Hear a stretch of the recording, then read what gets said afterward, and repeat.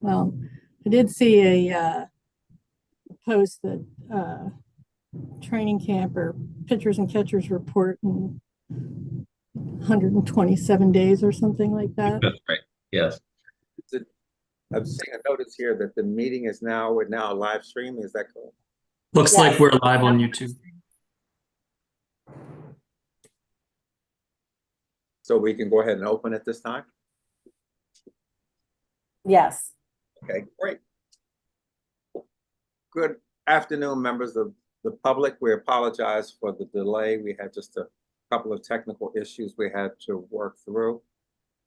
As you know, our meetings are available on our website, the town hall streams, and YouTube. Materials for the meeting are also posted online and the agenda.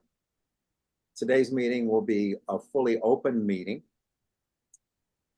We're going to have two presentations from MSDE.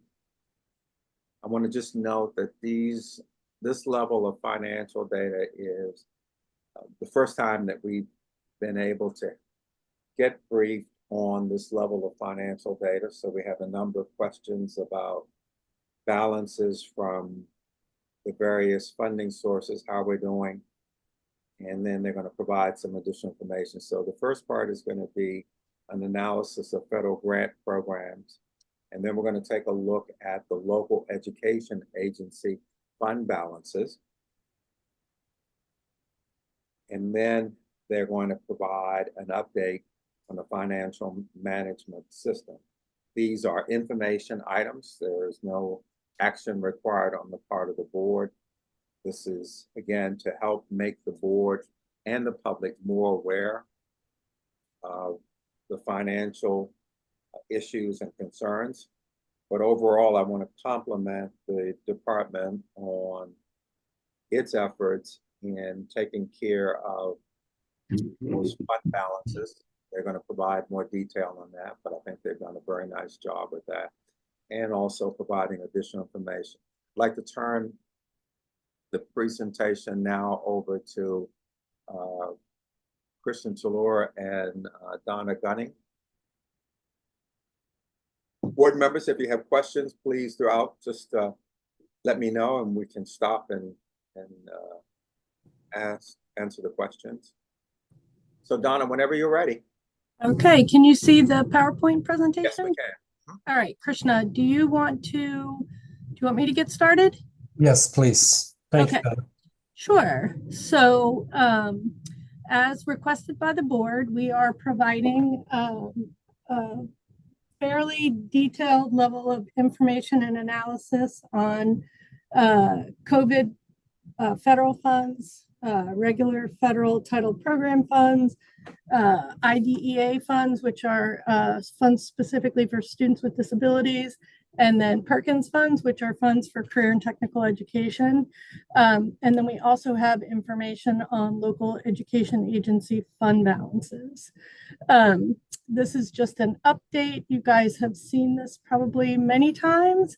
This hopefully corrects some information that was reported in the press incorrectly, that the department has in fact obligated all of its available ESSER funds. The local school systems have in fact obligated all of their ESSER funds. To date, 75% of the ARP ESSER 3 funds have been spent. Of the $441 million balance, 47% of that is included in late liquidation requests. The other 53% will have to be liquidated by December of 2024. Do you anticipate any challenges with the liquidations for the end of December or the late liquidations? I do not anticipate any challenges with late liquidations. I am a little bit nervous about the level of late liquidation that some of the LEAs requested. I would have expected a little bit higher for some of them, but they can change that request. So by the end of October, we are going to go back out to the LEAs in a communication and just check to make sure that they believe that they'll have all the invoices they need. Because remember, they can't pay the invoice until they've received the materials. So if there's any material with any shipping delays or anything like that, that could delay their ability to pay an invoice. So we're going to go back at the end of October and determine or have them determine if there's a need to change their late liquidation request, which USED allows. So that's our plan by the end of October. Any other questions on that? No. Ms. Chang and Dr. Michael, I could see. Yeah, thank you, Chair Crawford. Yeah, with this slide, when I added up 2 plus 15 plus 5 plus 3, it's 25. It's more than our 24 districts. Are you referring to? I don't think. Yeah, I don't, Lead, I think, Donna. Or some of them are double counted. yes, yes, Okay. yes. So maybe just one LEA was double counted in one of the category. Donna, you have 25 here, right? Well, yeah, because 25 includes the seed school. Oh, okay. Got it. Thank you. Sure. Dr. Michael? Donna, this is great. Just want to commend you and the team on just helping our districts get as close to a place where we're not sending any funds back. We've got a pretty strong track record there. One of the questions that I have, not necessarily for this presentation, but for the future is, when will we get a good sense of where funds are going, the remaining 400 million odd funds? Will we be able to get a sense of where those funds are going, and what they'll be used for? And maybe that's not the right question. So no, I think I understand where you're getting at. I just want to restate it back to you in my words, if that makes sense. Yep. I think what you're looking for is some detail on the expenditures from the LEAs based on the state categories, possibly objects. Right. Okay. So I don't want to overpromise and underdeliver, but I believe that shortly we can get you a current status of that, where they are currently. It's not going to be, I don't think you want June 30, so it's not going to be the end of the year. It'll be currently reported, which they can move around, right, to make sure they fully fund this. But as a currently reported, we could get you that data, and then I would expect it would make most sense to have another update in January after they have liquidated, because the other thing to remember is that they have to spend those funds in order to submit a request for reimbursement. So what we're getting right now in October is more than likely August spending, because they've received an invoice, they paid it in August, right? They can submit for reimbursement in October, because by the time they close August, the fiscal month closes the middle of September, the window for submitting those type 1 requests is over, right? So what we're getting now is likely August. And so what we will get in December is all of up through September, October, and we will probably leave the window open a couple of extra days so that they can report as much of November as possible. And then we don't, January, there is a final opportunity for any missed invoices or things like that to submit a reimbursement request. And then we have to submit, our deadline is March, which is why the LEA's deadline is December. And January is a final opportunity for anything that's missed. So January, February would probably be the better opportunity to get an update that will take care of a little more than half of what's currently showing as a balance available. And then the late liquidations carry for another year. And a lot of those are associated with capital projects. And then Maryland leads Grow Your Own initiative so that LEAs could continue those cohorts of students through the end of the year. So. Great. That'd be great and very helpful. Thank you, Donna. Sure. Mr. Crawford and Dr. Michael, quick follow-up on that. Either in January or February, would you like a memo with the report to the board on the spending status at that point? I think this, yes, and what I would also, to the extent to which we would have it, is what did they spend the money on? It'd just be interesting to see what was spent. We have also, Ms. Medina has a question. Ms. Medina? Yes, thank you. And I apologize if I'm jumping the gun, but when I'm looking at the last figure here, the 3 LEAs that have spent less than 70%, I was just wondering if there's like, is it significantly less than 70%? Is there concern with what's going on with those 3 LEAs? I just wanted to seek a little bit of clarification there. I'm going to say yes, and there's a little bit of a concern, but not for all of them. One of them has a pretty significant balance because they used a pretty significant amount of their funds on capital projects. So it looks as if there's this big balance, but those funds are obligated and they can't, they can't submit a reimbursement request until all the HVAC materials have been delivered. Right? The project has to be completed, which is why they've submitted those as late liquidation requests. So I'm a little bit less concerned about,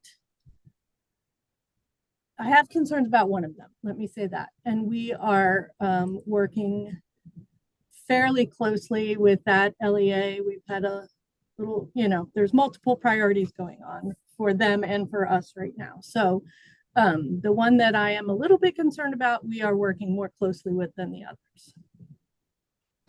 Excellent, thank you. Sure. Generally speaking, is it large or small LEA? Do you recall? It would be readily identifiable if I were to say. Okay. All right. Keep us posted on that. Yep, we will. We will.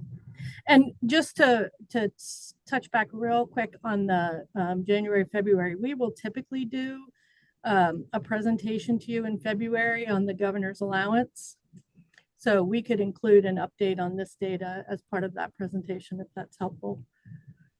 Okay. That's going to be, the governor's allowance is going to be his submission to the General Assembly, his mark for us, his request for us. For 26. Yep. Okay. Okay, I'm going to move on. And so now we're talking about what we call ESEA funds or titled program funds. These are the specific federal programs that the department receives as a pass-through to LEAs annually, part of the federal budget. Title I and IDEA are 2 of our largest federal grants that we receive. This information includes the specifics on Title I.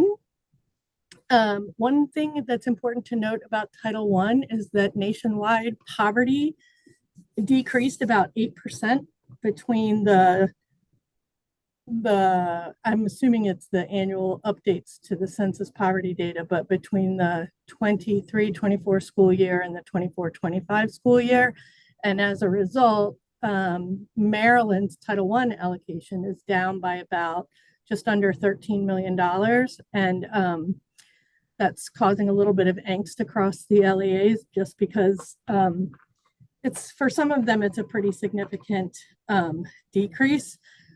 22 of 24 LEAs saw a decrease in students in poverty. 1 LEA saw an increase and 1 had no change. So that that data is what is impacting the decline in Title I funds in fiscal 25. Did anybody have any questions about Title I? When did they get the notice of the available funds or the amount of funds? So if you're planning, if you're an LEA and you're planning for FY 25, school year 25, when would they have learned about the reductions? When do you get that information from the federal government? So typically in the spring, we will get census data. Sometimes it can be anywhere between January and March. We'll get census data that should be a predictor of what their allocations would look like. And then later in the spring, we will get preliminary allocations from the federal government that we typically distribute to the LEAs for budgeting purposes.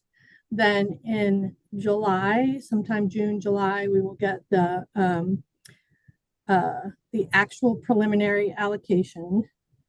And then in anywhere between August and the end of September, we will get the final allocation.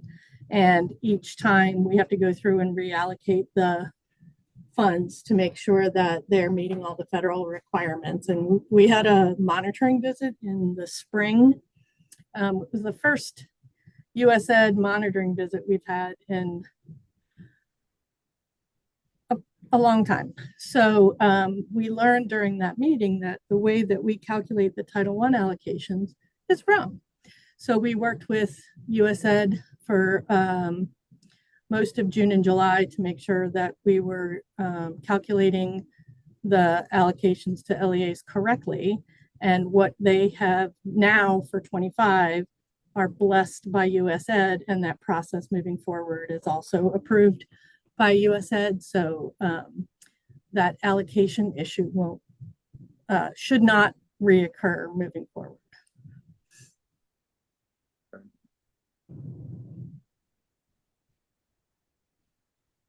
Quick question there. Yes, I'm sorry. No, I didn't put my hand up, Clarence. I was just trying to jump in really quick. Thank you, though. Donna, can you tell us what the allocation change is? Like, what was different in the formula as a result of that with ED? So I don't know how familiar you are with this calculation. It's pretty, it's pretty nuanced. There's, I don't know, 14 or 15 steps to it that include an order of operations. That was part of our issue, is that our order of operations was out of order. And at the end of the day, the biggest issue was that the amount of funds that were being allocated to the seed school was too high. They should have received an allocation based on their proportionate share, not based on their actual kids. On their actual number of students, yeah. Yeah, and I think that in and of itself was the biggest change in the allocation methodology that the department used. That and some order of operations issues, which can matter. So yes, helpful. Thank you. Sure.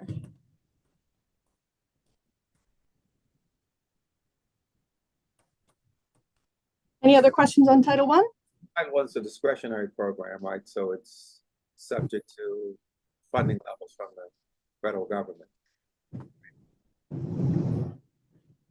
Interesting. Is it discretionary or, yeah, I think you're right. I think it is. I think you're right.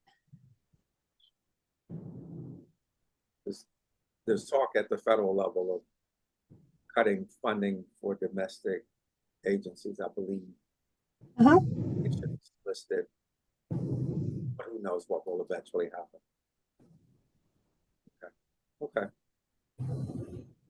Okay, Titles 2 and 3. Title 2, I'm sorry, is to support teachers and instructional practices, and Title 3 is for multilingual learners or students whose home language is not English.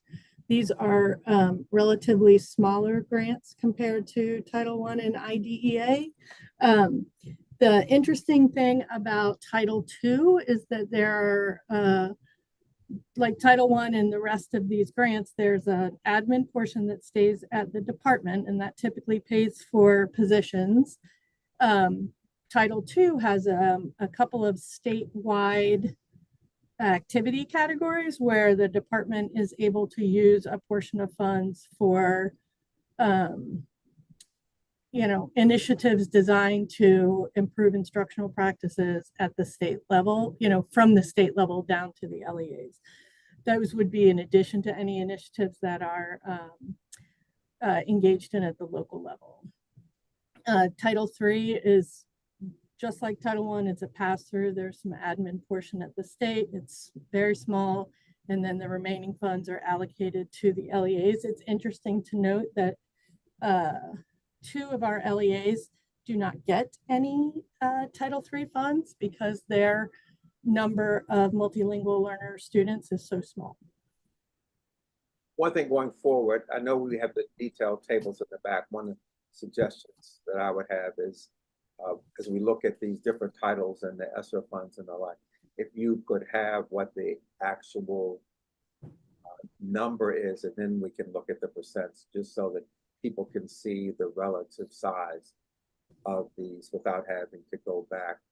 Oh, look at the funding in these slides, the funding amount? Yeah, just high level. Right, certainly. I apologize for not including that before.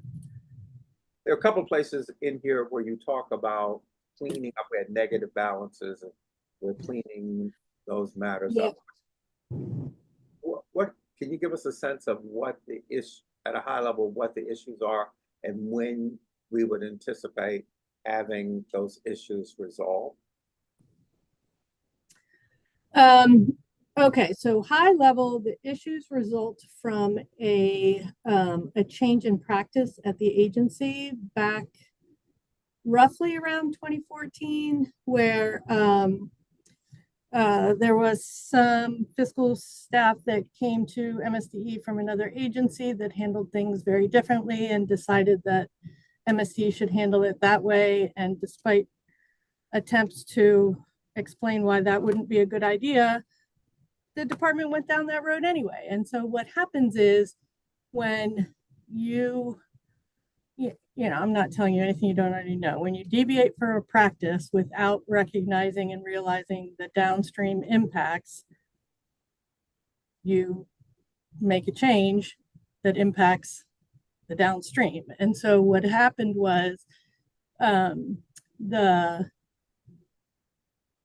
federal grant, the management of these grants was not handled at the same level of detail that it did in prior years. And as a result, there was far less ability to look at the details of these programs. And when you're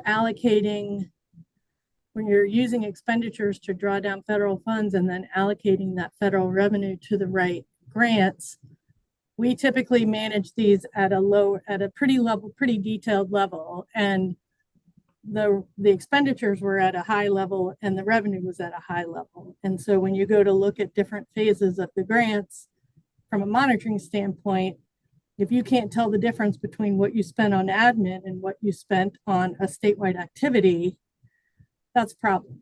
And so what we have been engaged in over the last year really kicked into high gear over the summer was going back to about 2014 and realigning the actual expenditures and the actual revenue with the federal reporting system. And there, what we actually drew down, the expenditures we reported and the revenue we received, so that all of our accounting documents from that point forward will be cleaned up.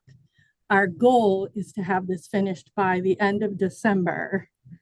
I was a lot more ambitious about meeting that goal in September. I'm a little concerned about it now, and we are talking about redeploying some resources to make sure that we can meet that goal, because it's really important to get this cleaned up. And to sidebar a little bit, the way we kind of attacked this from a couple of different ways. First was to stop the bleeding and make sure that what was happening in an incorrect way stopped happening that way and started happening the right way. And then we did some investigation, determined how much cleanup we needed. Okay. Anticipate, are these largely timing issues? Do you anticipate potentially having to make any restatements for the prior years? No.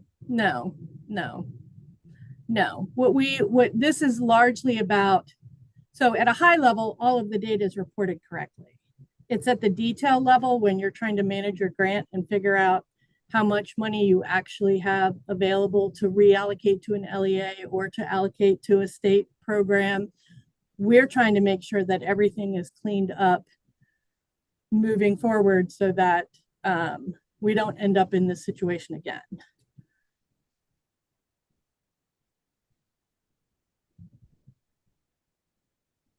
Any questions from board members on this topic, this issue? Checking, I don't see. Yeah, Clarence, just real quick. Donna, just want to acknowledge and appreciate all of this work on cleaning up these funds.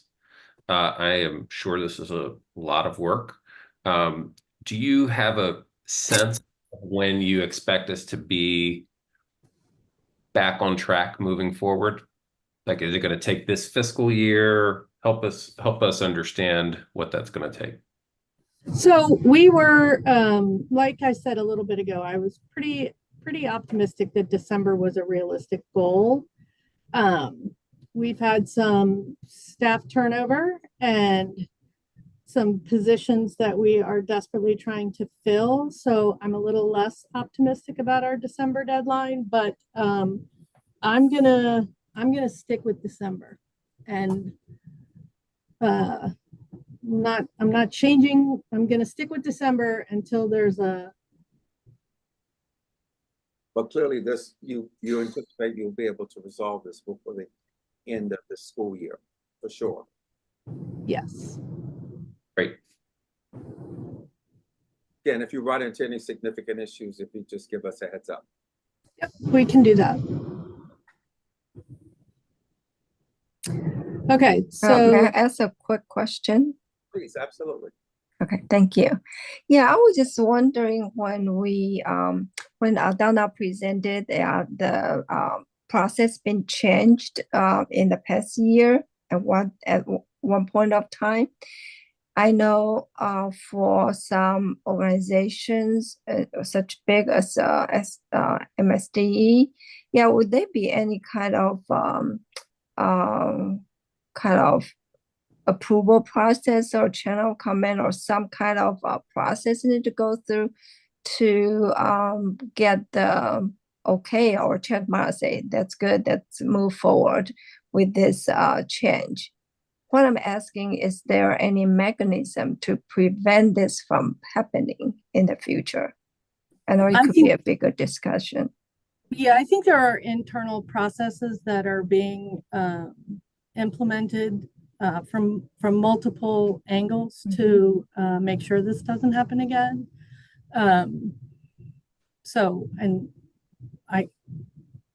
If we want to talk more about that, we can.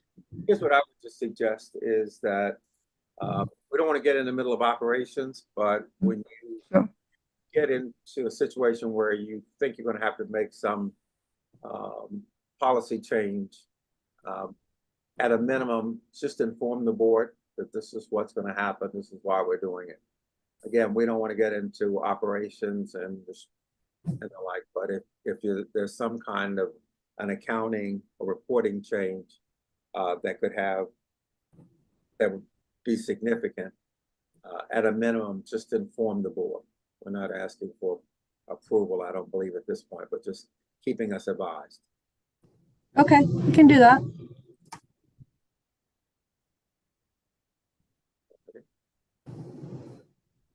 Okay. Okay, other questions? This is Title IV. Title IV includes safe supportive activities as well as 21st century, which provides a significant amount of funding to nonprofit entities that provide after school and summer programming for students. The next slide is about IDEA, which is the Department's special education funding formulas. Federal formula, we have 3 big programs. We call them Big B, Baby B, and C. They are school age. Baby B is preschool, and C is for infants and toddlers. Similar issues with IDEA. And then finally, Perkins. Perkins provides funding for LEAs, higher ed, secondary, and some nonprofit entities for career and technology programs in the state. Donna, are there any requirements or in place where we are expected to not only just track the execution of spending, but looking at what was purchased? So we're doing summer programs, we're doing this, we're doing that. Are there any requirements for looking programmatically at how the money was spent and what the outcomes were? So yes, and sort of yes. So the department has a policy that every grant that goes out of the building has to start with an application. Some of those are competitive, even if they're formula, they require an application. A lot of these federal programs, the application details are dictated by the federal requirements for each specific grant. The program staff receive those applications, review them based on a rubric. Part of that review includes a review of the budget to make sure that the initiatives that are planned at the LEA level are allowable. Then once that application is approved and the budget's approved, the LEA is notified, they begin implementing their programs.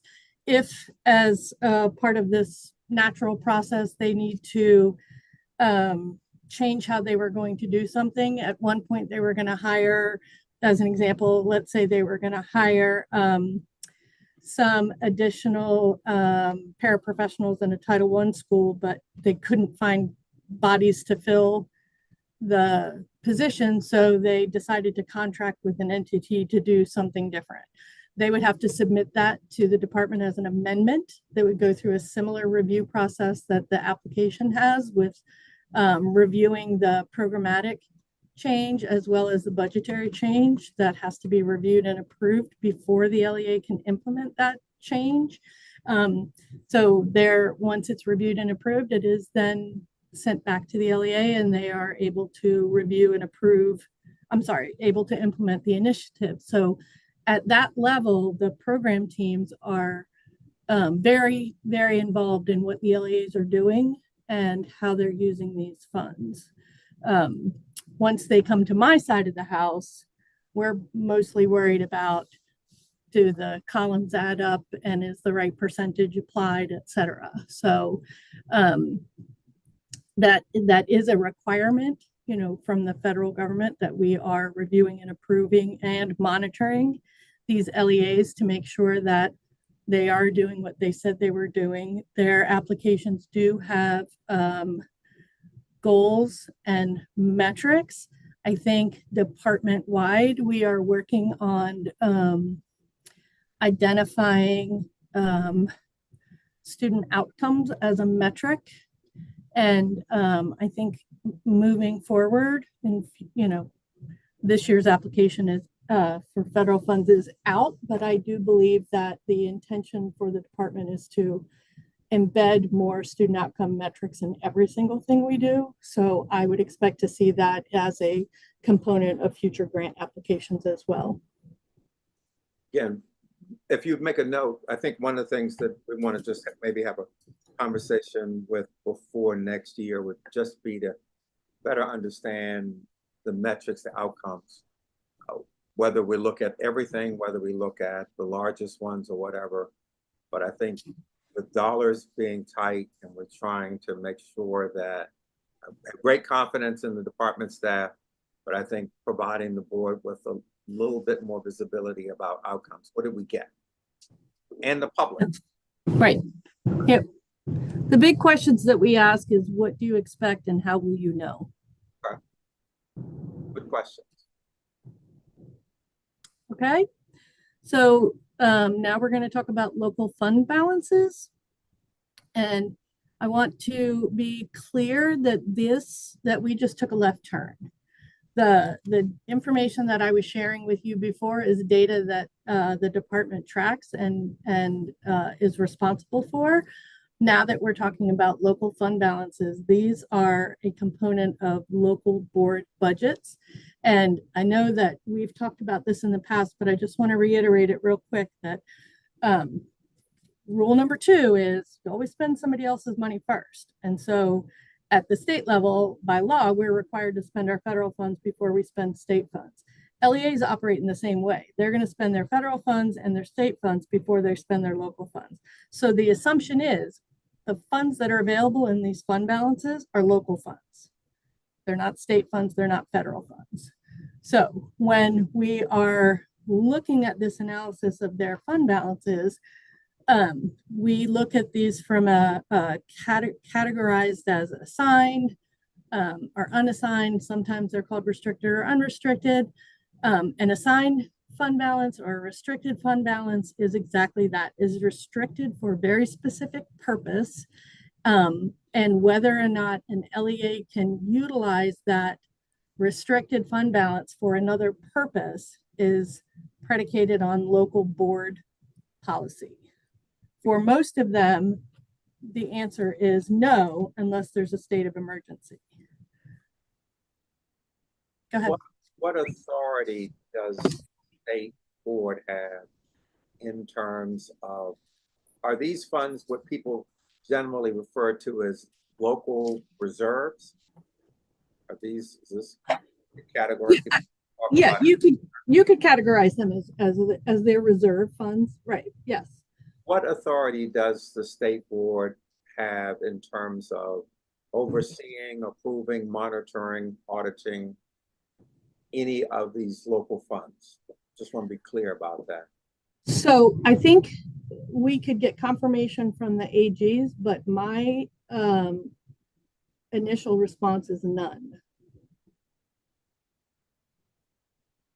Second question, are there uniform policies in place for the amount of reserve dollars that an LEA can have, or how is that set? Is that at an individual LEA level, or how is that managed? So those are individual local board policies that vary between 2 and probably 7% of their total budget. And I think that likely applies to their unassigned or unrestricted fund balance. So you said for the restricted balances, they would have to get at a minimum local board approval to reallocate funds? From their current assigned. And it's possible, depending on what the item is, they might even need local government approval. I'd have to do some deeper digging to determine that. At a time when dollars are going to be increasingly tight, and fund balances like this tend to draw a lot of attention.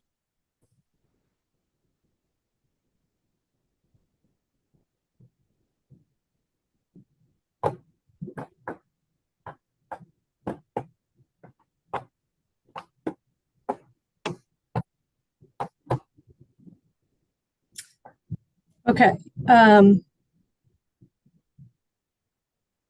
Don't believe that was a question, but yeah. Did I misunderstand you? No, it wasn't a question, just okay. An observation that kinds of balances will just draw a lot of attention, especially as LEAs are approaching their counties for funding and the like. So they just need to be very sensitive to that. Right. I'd like to just go to the slides that have the local fund balances, just so the board can just see those very quickly? Oh, okay. Hang on one second. Okay.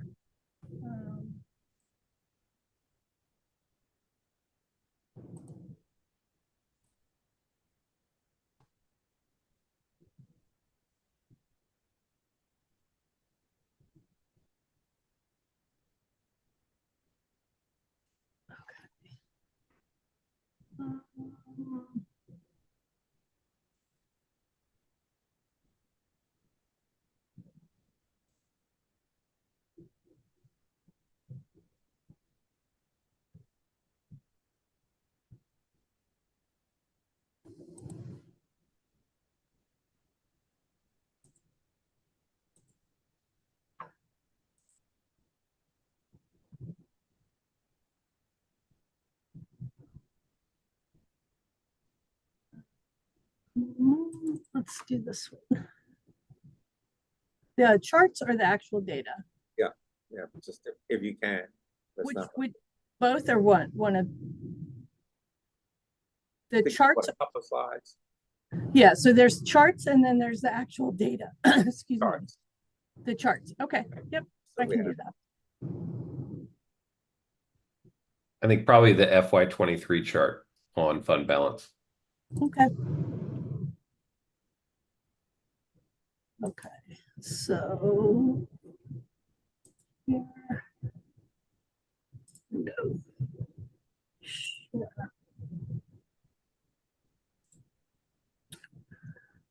Okay, so can we all see this chart? Yes, Okay, so the dark blue line represents the unassigned fund balance, which means those are funds that are available to the LEA to use. And the orange line represents the assigned fund balance, which means those would be restricted.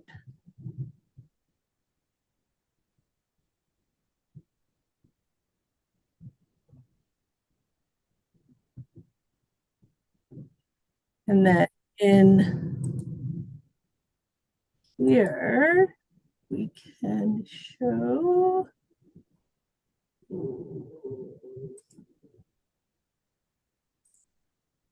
the data.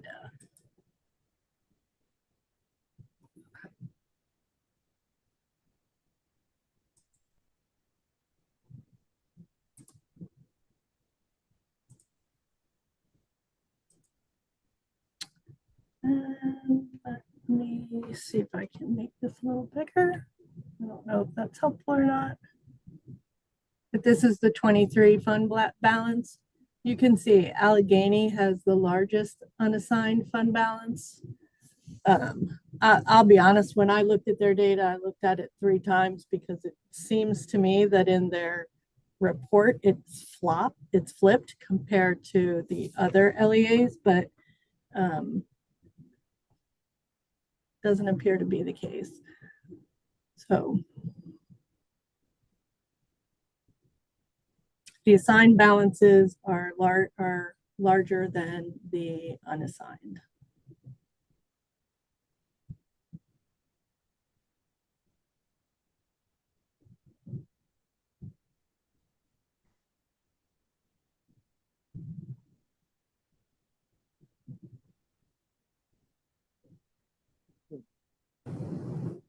Questions?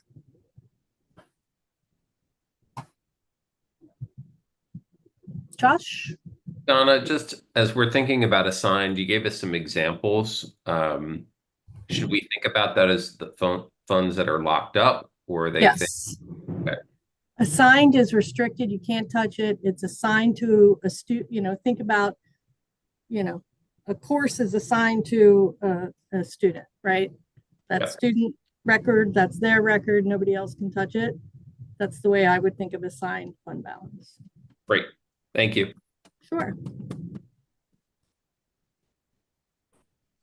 when the local LEAs are preparing their budgets, how do they handle the unassigned? Is that part, if you looked at an LEA's budget for, let's say, for school year 24, would that unassigned amount from 23 be generally present in that budget? They would typically have, and if they would typically have some semblance of a fund balance being used for their current year budget. Likely that was assigned in the previous year. And then as a result of the current year, there's an unassigned fund balance from the budget perspective at the beginning of the year. One of the questions about fund balance was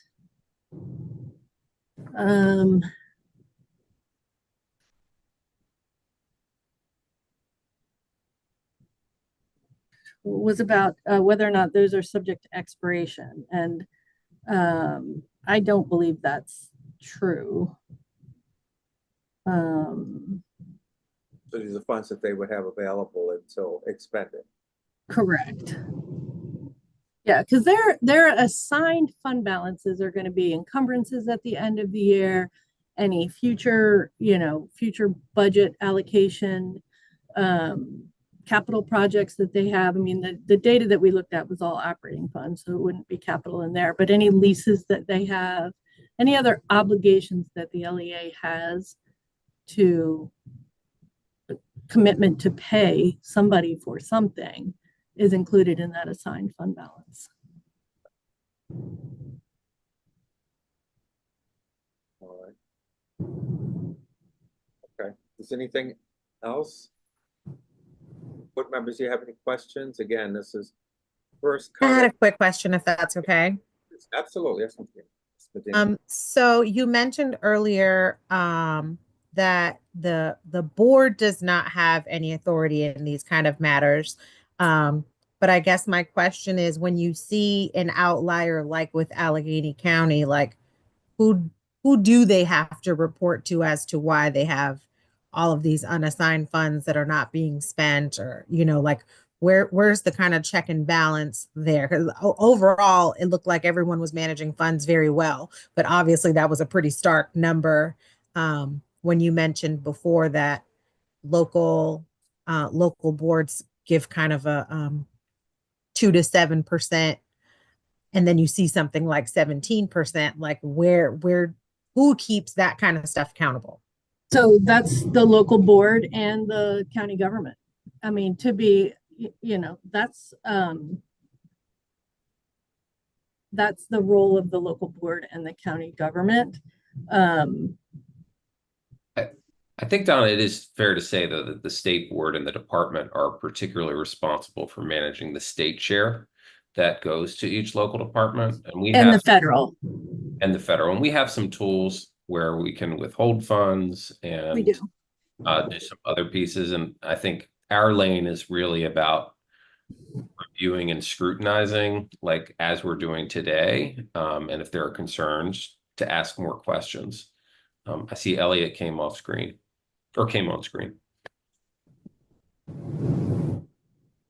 Ellie, do you have anything to add?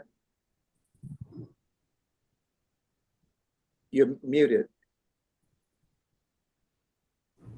Thank you.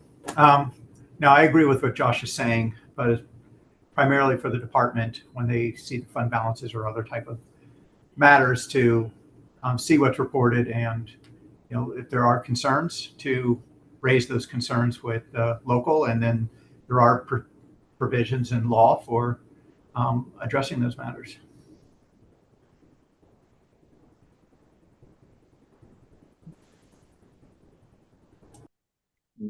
I think one of the things I would appreciate would be just maybe at a future time, would be a more detailed discussion about what the authorities are. You can help us understand the authorities that the state board has and what options the state board would have if it saw, state board or the department, if it saw something unusual with respect to the local funds.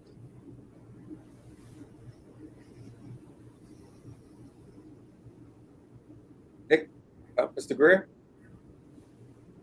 Thank you. So I just wanted to sort of wait to the end to ask this sort of holistic question. Donna and team, Krishna and team, I think this is a fantastic analysis. It's really deep. Really appreciate all the work and to respond to some of the questions that we've had to get some better scrutiny here. And this conversation, I think, is important. Clarence, the things that you were bringing up around the money just becomes tighter and tighter. So we have to get creative and better understand how to allocate all the dollars, I think is critically important. Donna, can you tell us what role do you play at the department in terms of helping the LEAs through technical assistance to better understand as we leave the ESSER cliff, and like basically where are the overlaps to the Title 1 through 4 programs or opportunities and grants there? Where are the opportunities for blending and braiding from other fund sources outside of this? What role do we play as a department or as an agency to support some of that creative thinking? And I understand that, you know, LEAs are for the most part spending not their money first. And so it seems like they're probably going to be spending down the dollars that are provided to them federally and state allocated. But if we are getting information about outcomes from some of the programs that have been working eventually, then to what degree are we playing a role to help them understand where they can keep finding additional funding sources that also fit that need? So excellent question. So I think this is multifaceted. I think there are, this kind of technical assistance is happening at the program level across the department, whether that's for IDEA funds or early childhood, early learning funds, Title I, Title II, Title III. I think those kinds of conversations are happening across the department at the program level. I think additionally, currently the way we are supporting the finance teams in the local level is we have weekly CFO calls. Every other week, MSDE participates in the call. On the off weeks, they get a chance to share best practices, frustrations, support each other in whatever way works for them.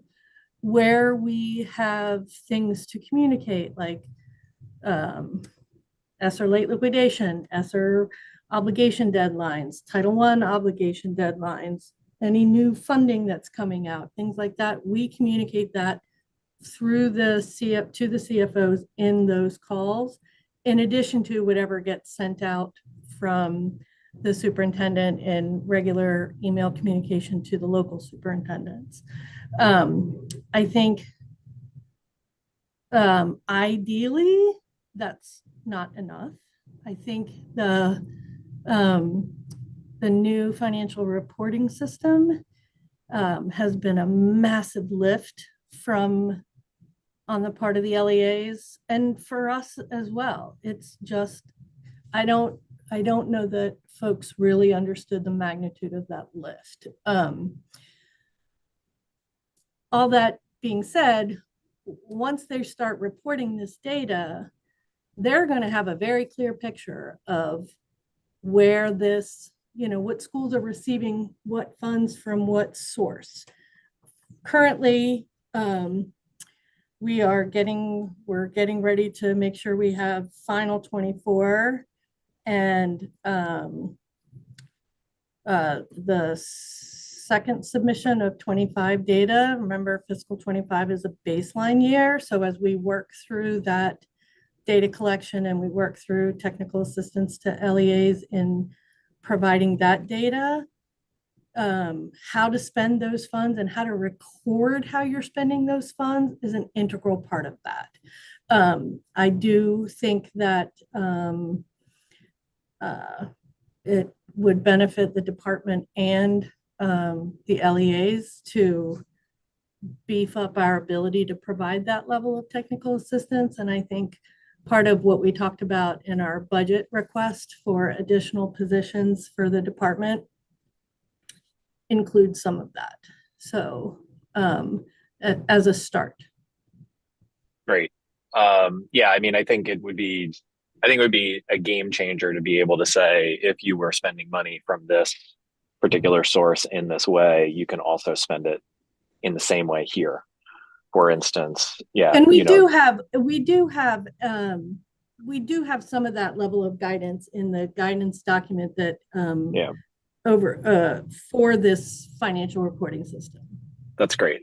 And then as I was looking at this secondary question, I don't know, this isn't a question, this is just a suggestion. And I don't know that you all will take me up on it, but as I was looking at this, I was reminded the purpose of Title III, which I don't often think about. And Title III, I think, is an important lever for us to pay attention to as a board in terms of how it's being spent and its impact on Latinx populations across the state and families that are not speaking English at home, or students that aren't speaking English at home. And that being an area with which we have noted multiple times with this board, we're struggling with. Across the board, I would love to see, when we are able to get in a more detailed analysis of how those dollars are being spent and what those programs are that are being used, that we can learn from and better understand and support as best we can. Maybe Title III is the one that we should take a look at in terms of program outcomes. The first cut at that. I would vote for that if that were something to vote for sure. I would love to prioritize it over the others at this stage. Making a note. So Title III, Donna, is one where we would like to look at program outcomes.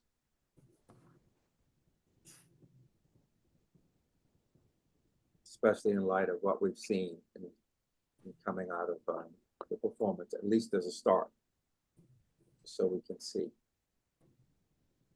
Okay.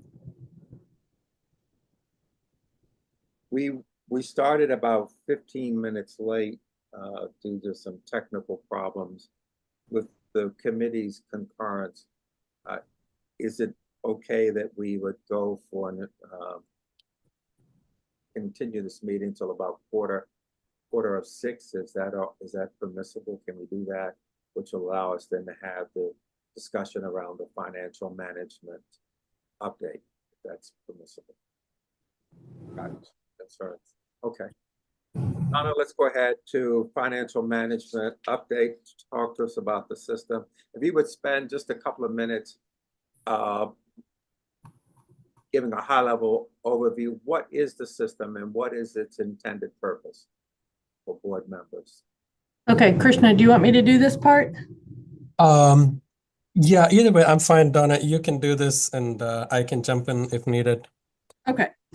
Okay, so high level, the financial reporting system was intended in the blueprint for Maryland's future to capture school level reporting to ensure that funds were following students as required in the blueprint. The language in the law was, like a lot of things, was a little bit different. The system that was procured was a power school system that was procured in 2023. Currently, right now, LEAs are able to, we've gone through the work of aligning their charts of accounts to the state's chart of accounts, and then also to the blueprint program. So what they will report is dollars spent at the school level by program. So by compensatory education or multilingual learners or the foundation program, which is the base funding for all students. So they will report that data by school. The final 24 data is due October 15th. They are reporting monthly through 25. In January, we will pull some expenditure data to provide the AIB with a report on whether or not the department believes school systems are on track to provide at least 75% of the per pupil amount to the school level for those programs that meet that requirement. For some, it's 100%. Concentration of poverty is 100%. That's a school-based program. And then again in July, which will likely be moved to later, we'll have the budget data, and we'll be able to look at their budget allocations at the school level beginning in 2026. So at a high level, that's what the system is intended to do. Currently, it is designed to track blueprint funds only. There was a question that we had about how this connects with the ESSA school level per pupil expenditure data. The difference between those two is fundamentally ESSA includes all funds, and right now the blueprint law includes only blueprint funds. Questions so far?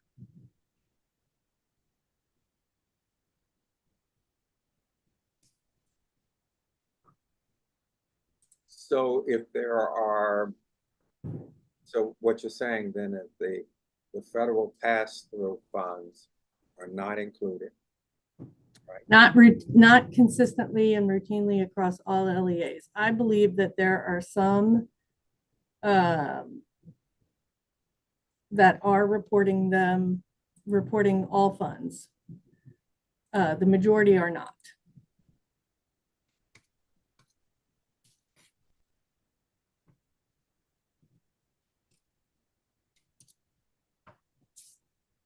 Okay. Why don't you proceed? Thank you. Okay, so current status right now, there are 17 of 24 school systems that have fully reported their 24 data and are reporting their 25 data on a monthly basis. We are currently working with those 7 school systems to ensure that they have worked out the kinks so that their 24 data is reported and their 25 data is flowing as required. For most of them right now, it's a coding issue. You know, somebody transposed, it's supposed to be 223 and they coded it as 233. So the system does include some quality control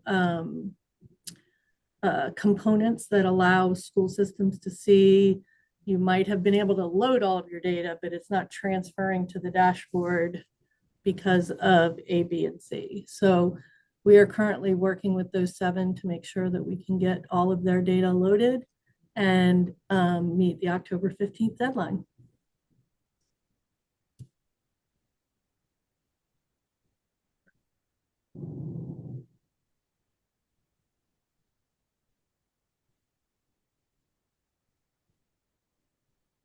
So the public will have access to the data directly from the system, starting in 26, school year 26? So the intent is for the public to have access to the data in this system.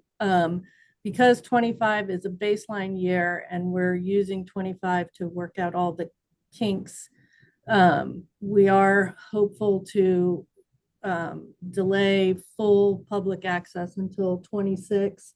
That will also not only enable us to work out the kinks, but also enable us the time to develop the quality, meaningful communication tools that are necessary for people to understand this data. There's a lot of nuances to it that we want to make sure are available to the public and explained in a way that are readily accessible by everybody, including multiple languages.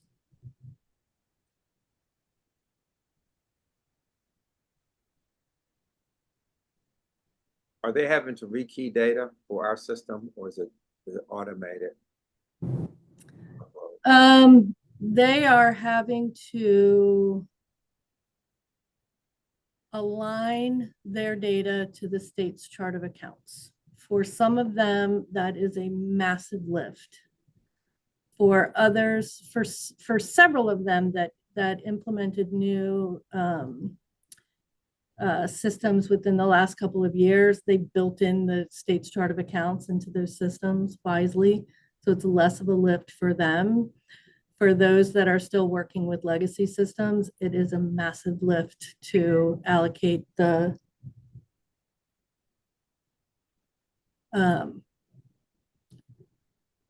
their chart of accounts to the state's chart of accounts. But the presumption is once they've done that, there's a crosswalk file and that's a once and done, unless there are new programs or categories that are added. I saw Dr. Michael's hand and then also Mr. Talora. Yeah, just a question. So we're working on implementation this year. When it goes live in 26 for the public, is it the expectation that that the public will be able to see last year's data and the current year's data, or that the data available to the public will lag?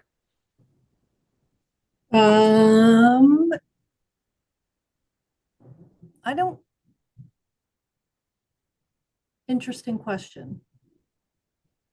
I'm not sure that I have an exact answer for you on that. Right. Something we can work towards. Sure. Great. Thank you. So Laura, I saw your hand at one point as well. No, no, I don't have anything to add.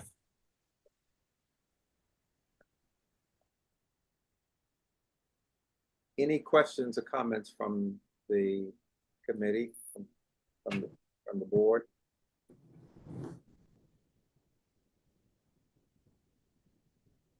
All righty. Well, again, thank you much. This is good. This is the first dive into this data.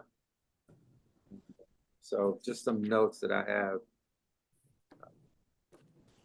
You were going to check with those for the ESSER funds, just double check with those LEAs that did not believe that they needed the late liquidation. We're going to do that end of October, that you would give us an update in February along with the governor's allowance for our budget. So we have those two items, an update and the governor's allowance in February.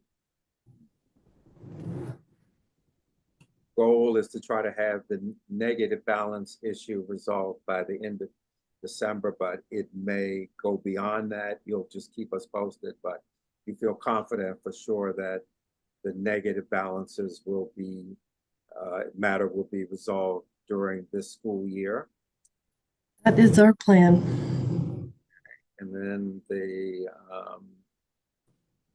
from council working with you to give us more of a legal interpretation of our authorities and responsibilities with respect to the local LEA balances. The one area where we wanted to get an update on outcomes and funding would be an initial area. We're interested in learning more about Title III, so what's being purchased there. And as you mentioned, that we're plan is to go live and have the financial management system data available for the public in FY26. And the question is, will you be able to look back? So you're going to get some more information for us on what data will actually be on the system and available to the public in 26. Right. Did I miss anything? Great. This is great. Very nicely done. You guys have done a very nice job of getting everything pulled together, and this is good for the board and for the public to begin to see and to understand. It's just going to be with tight budgets, there's just going to be a lot more attention on spending and outcomes. You can you're definitely so getting out in front of this and making sure that we're working with the LEAs to make sure that we're getting the greatest dollar value from taxpayer dollars being spent. It's a wise thing to do. Are there any comments, anything that we need to cover before I ask for a vote on a motion to adjourn? Okay. At this time, the floor is now open for a motion from the committee members to adjourn today's meeting. So we have one that Mr. Greer, seconded by Ms. Chang. Seeing no discussion, committee members, please vote. All in favor, please say aye and raise your hand. Aye. Aye. Opposed? Abstention? Okay. Very good. Well, thank you very much, everyone. And again, this was very, very, very, very nicely done. Thank you. Thank you. Thank you.